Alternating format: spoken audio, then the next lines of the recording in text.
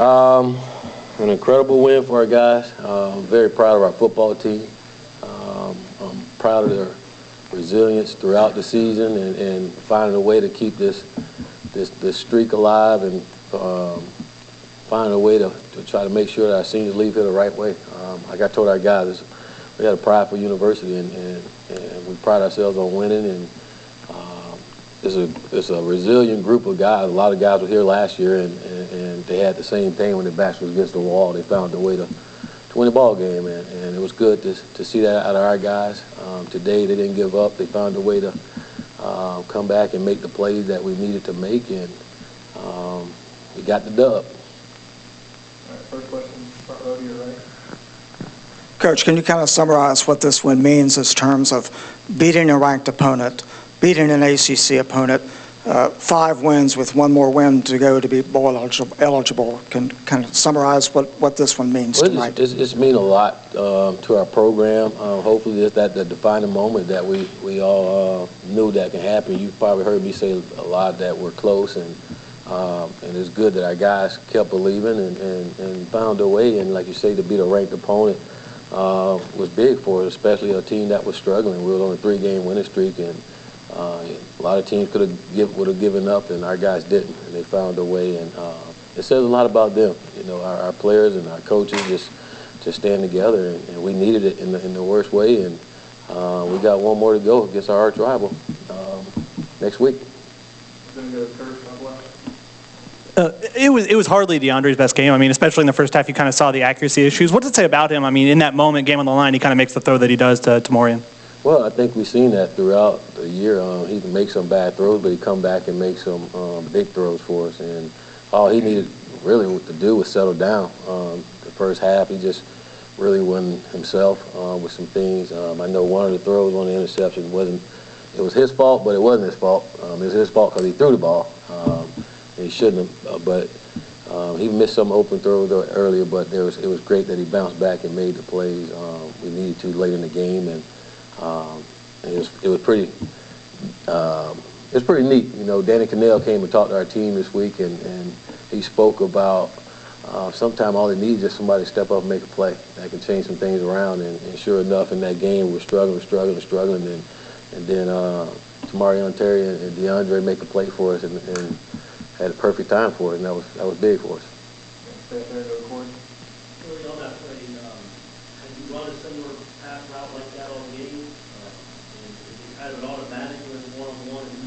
We ran it early in the game. You saw Noonie Murray catch one early in the game. It was the same play there, and it's all goes by the coverage, what coverage we're in. You know, we know if they're in a certain coverage, then we're gonna get one-on-one with Terry. We'll take that any time. You know, and again, it was good. You know, we tried to go to him early in the game and didn't get to him, and I was impressed with Terry because I know he was frustrated, wanted to make a play too, but he hung in there and again made it when we needed the most. Coach, there was no quitting that football team tonight. Can you talk about that and the momentum headed into rivalry week? Well, again, it just shows you the resilience of our group of guys and how important it is to them. You know, I say every week they come ready to practice, a lot of energy, and we have good weeks of practice, and it was just good to see them come and translate that to the football field today. Again, by no means we're perfect, but we found a way to win the ball game, and a much-needed ball game. And again, we're still playing for something. We're playing our arch rival, and we're also playing to keep the bowl streak alive. You know, that's really important to all of us. And it's important that we come in and have a great week of practice again, and show up and show out next week. Were you surprised that BC didn't go for it late in the game? No, I wasn't surprised. Again, they went for it a couple of times and didn't make it. You know, so I wasn't surprised, especially at that time. And you think about us offensively, we really wasn't doing anything. So to try to get us back and stop us, I probably did the same thing. So not surprised and glad they didn't.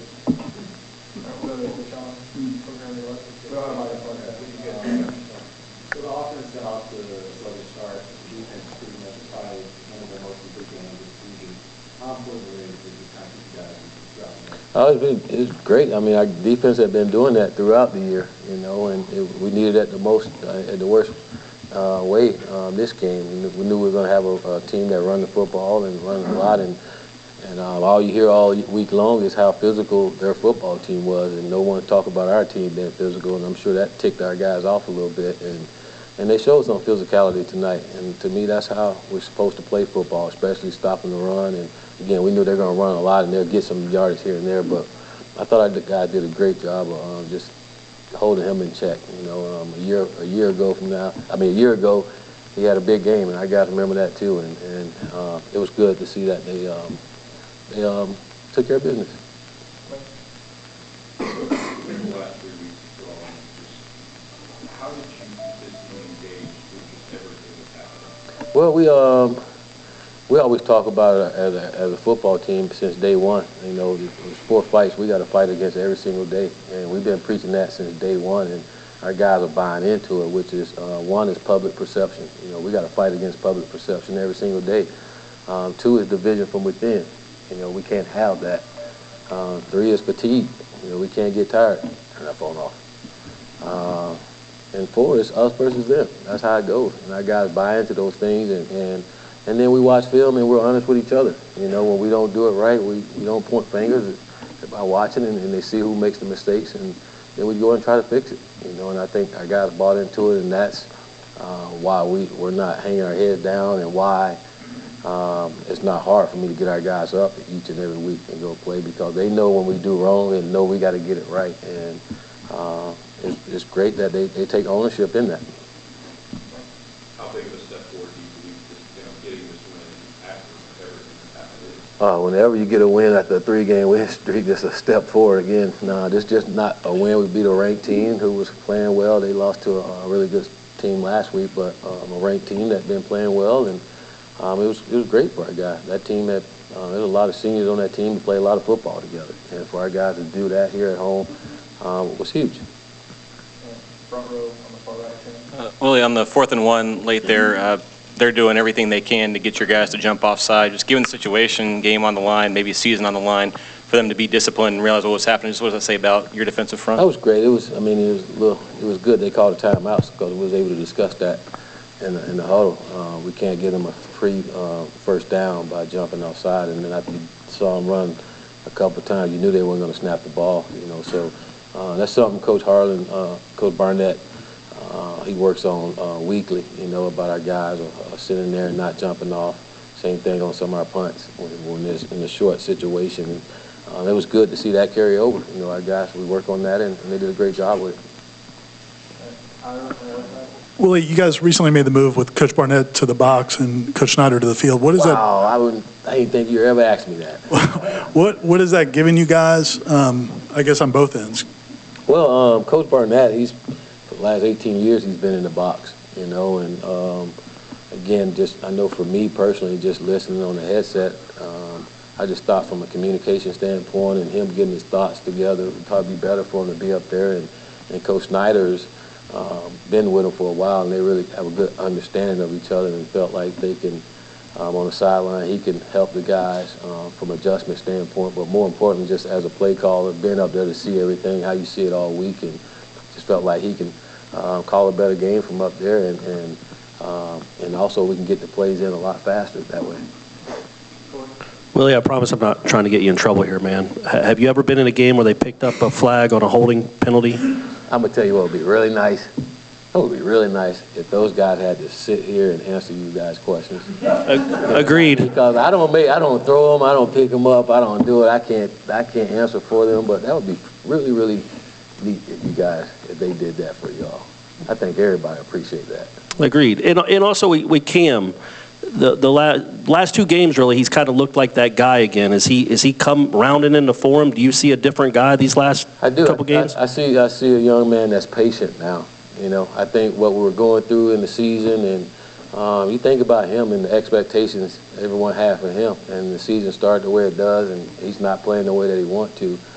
Cam was trying every which way to make a play for our football team, and I think that was hurting him more than it was helping him. And once he started to relax and started to be patient, he started to see how he can set a lot of those blocks up, or he can find a hole to get through. And to be honest with you, I think DeAndre, I got to credit DeAndre with a lot of that. He's done a great job these last few weeks of working with the backs and talking to them about slowing down and being patient. And that's been, ever since he's been working with those guys and they've been thinking about it, they've been playing better in the run game. I'm going to go right to the middle. Hey, Coach, just curious what you take away from the secondary's performance tonight. 2 picks earlier in the game, but then Boston College started to have some success passing. Was that something they did offensively or just some missed assignments defensively for y'all? I think both. Some they did, but a lot of it was missed assignments. We were so locked into stopping the run, and we'd come biting up and they'd get someone behind us. And again, the disappointing part of it is there in the second half, they kept doing it on second down. It's like for us, we got to acknowledge that and not allow them to continue to do those things, But I think a lot of it had to do with them running the football and our guys so eager to get up to stop the run. And you still got to be disciplined, and especially with your eye discipline. And they did a couple of jet sweeps to get our guys off their man, and the guy come free. But that goes back to just being disciplined in your technique. Brendan and top left. Well, you talked about the defense a little bit and the physicality. I guess, can you explain the resiliency that the group shows? They gave up a couple big third downs throughout the game, but got some big stops later on. I guess how mentally tough is this group right now? It was great. I mean, I kept hearing Coach Barnett just say, we got to make a play. First we got to get off the field. It's nobody's fault but us, no third down. But we got to make a play, keep playing. I mean, you kept hearing that on the sideline by our guys, and they were always confident. No one said anything negative. It was the way the sideline's supposed to be. It's the way the defense. I thought Dotavius Jackson was a great leader for us today. Just him and his being vocal with our guys was really good. His enthusiasm on the field was big, and then and Burns and the way he played and did and got make some big plays for us. It just different guys stepped up for us when we needed them to, and I thought they all played just some winning football for us. You go to Arya down here on your left side. Hey, Coach. Did you have a chance on that last drive before the defense ran out to talk to them? Did you have a chance to say anything to them before they ran out? What'd you tell them? They don't have any timeouts. Lay on them, make the referee get you off of them. Let the clock run out. Let's keep them from going out of bounds and not give up the big play. And what did you see from them in terms of what they were telling each other?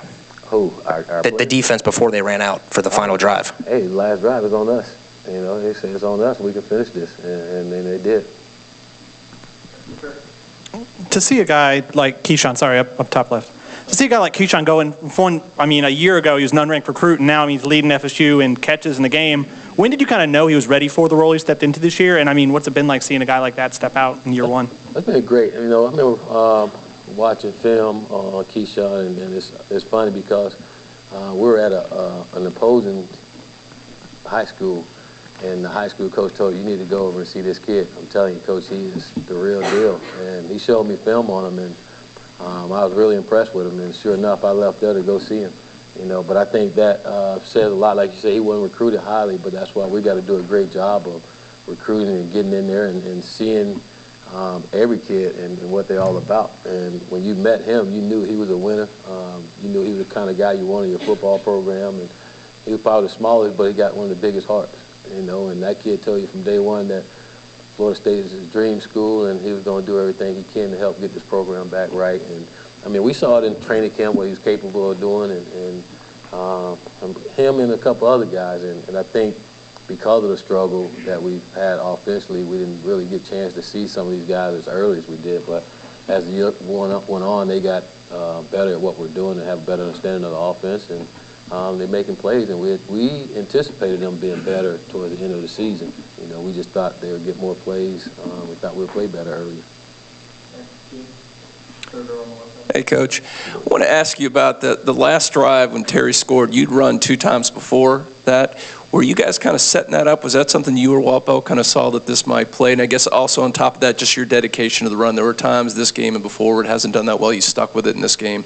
And how much did that pay off for you? It was huge. We said it in this game, and we said it last week, but we said it in this game too. We got to continue to run the football. That helps set up other things for us. And that's pretty much what our offense is based on, is play action and setting things up. But when you don't continue to run the football, it's hard to do play action. And I wouldn't necessarily say we set something up on that play. We ran the ball, and we just went back to a play that worked for us early in in the game, and we knew on second down they wasn't playing as much man coverage. They played a little more zone for us, and when we saw them lined up, we were like, man, it's the exact defense we wanted. And they both made. Dre made a great play, and Tamarion did a great job of running after the catch. Hey, Coach. You talked about trying to drown out perception to your team before the game. How different is perception from reality of what's going on with this team right now? Well, perception, everybody's outside. They're not in this building. They're not at practice. They don't see anything, you know. All they can judge us off is Saturday, and it's on us to change that. I always told our guys, if we want people to say good things about it, we got to play better, you know, and if we don't play well, then they deserve to say those things about us. So we don't need to put our head down or get mad at anyone else. They're just doing their jobs, you know, but understanding, again, with perception, it doesn't change what you're trying to do. You know, we have a goal, we have a vision of where we want to take this program, and perception is not going to take us there. It's going to be us focusing on our vision and focusing on our goals and working to get there, you know. But perception is reality too, a little bit. So but that don't mean we can't get to where we're going just because of the perception is we're not a good football team. You know, we got to do the little things to make us a good football team, and we did tonight. Coach, this is obviously a huge win for your program. What did you tell the team after the game? I love them. Great win, and I love you guys. To your right, Coach. Oh, I'm sorry. The job your guys did on A.J. Dillon, I mean, even when he got it, it didn't come easily. It seemed like there was maybe a bit of an attitude or an intensity there. Did you see that, and did you feel that? Yeah, I did. That was the first time I saw our defense fly around to the ball. You know, it wasn't just one guy hitting them. It was 2, 3, 4 guys flying to the ball, and to me, that's Florida State football. And just running and seeing multiple guys hitting. I mean, I haven't seen our guys play like that, and they play with a lot of passion. You know, again, that's we've been won all the time from our guys, and but it was they focused on that all week, and we said we got to stop the run, and I'm sure a lot of them saw some film from last year and what he did to us, you know, and that was demoralizing, and we couldn't allow that to happen here.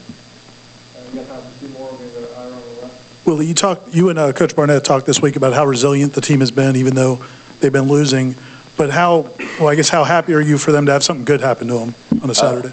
Man, I'm very happy. I told our guys before the game, you know, it wasn't much for me to say, you know. I've said it all year, you know. I just want them to go do what we've been doing in practice. You know, I get frustrated because we have a great week of practice and we don't show it on Saturday. It's like, enough is enough. I've said everything. Now we got to go out and do it, and our guys did it.